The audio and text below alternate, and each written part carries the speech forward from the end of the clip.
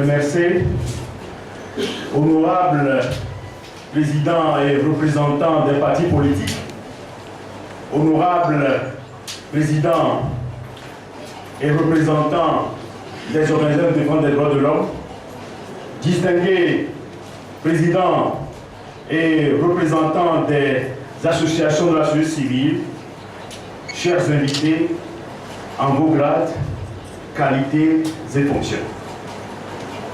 Je voudrais vous dire que je suis revenu seulement hier d'Abuja parce que je dois être à ce congrès.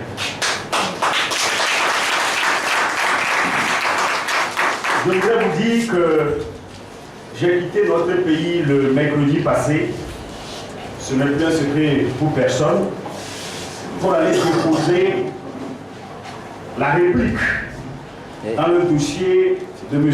Pascal Akosua-Lubotona contre l'État togolais à Abuja par devant la Cour de justice de la communauté CEDEAO. Le billet était programmé pour moi pour que je puisse revenir le dimanche. Mais j'ai forcé les choses et donc après avoir déposé la réplique, donc le jeudi matin, je me suis dit que, coûte que coûte, il faut que je revienne. Mais il n'y a pas de vol direct à Abuja-Lomé, donc j'ai dû passer par Accra. J'ai quitté jeudi Abuja. Je suis revenu donc à Accra où j'ai dormi. Et hier, j'ai pu regagner Lomé par vol à Sky. Pourquoi? C'est parce que je voudrais bien être à côté de mon frère et ami Pascal.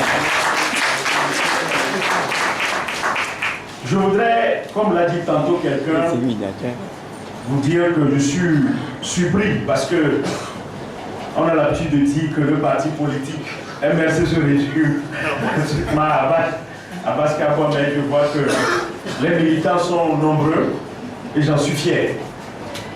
Je voudrais vous dire que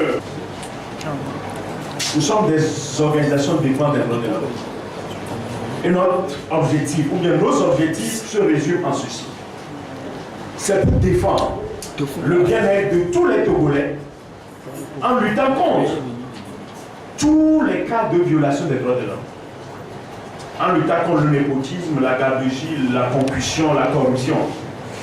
Et en luttant contre toutes les formes de dilapidation des richesses nationales. On a tendance à croire que, alors nous sommes, les organisations de défense des droits de l'homme font de la politique. Je crois que ce n'est pas vrai.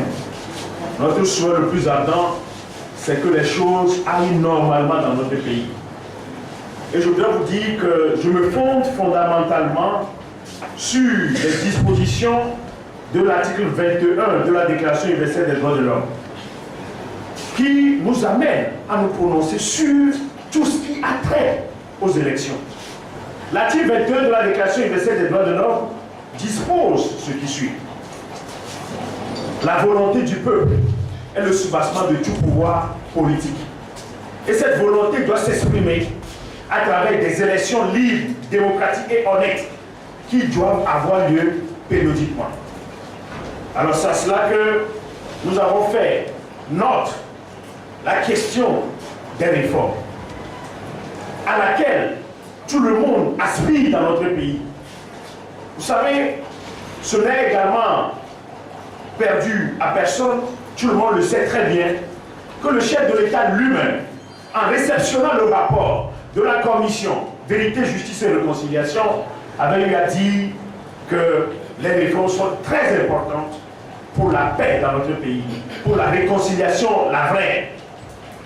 Et si aujourd'hui, malgré tout ce qui a été donné comme accord, ou bien qui a été dit, et on hésite encore à faire les réformes, je crois qu'il y a là un manque systématique et manifeste de volonté politique pour faire les réformes. Et nous ne sommes pas sans savoir que Machiavel, Nicolas, lui a dit ceci. Lorsque la mobilisation est grande, les difficultés s'amenuisent. Je voudrais nous dire que c'est de la mobilisation générale que nous allons pouvoir obtenir ces réformes. Et je voudrais également dire que Boileau disait que ce n'est pas parce que les choses sont difficiles que nous n'osons pas, mais c'est parce que nous n'osons pas que les choses sont difficiles. Il faut que nous puissions nous lever comme un seul homme pour dire non à toute hésitation en la matière. Je voudrais terminer également en paraphrasant le roi Guézo de Dahomey d'alors. C'est lorsque tout le monde aura apporté son doigt qu'on aura bouché le trou de la jarre pour que l'eau n'y jaillisse pas. Chers congressistes, je vous en appelle à votre esprit de sagacité, à votre esprit de détermination pour que nous puissions mener à bien le combat que nous avions amorcé. Il y a quelqu'un qui a déjà dit que nos grands frères, nos grands-pères l'ont commencé. Et nous devons pouvoir terminer ce combat. Nous devons pouvoir le conclure et dans la joie. Je souhaite plein succès à vos travaux et je vous remercie.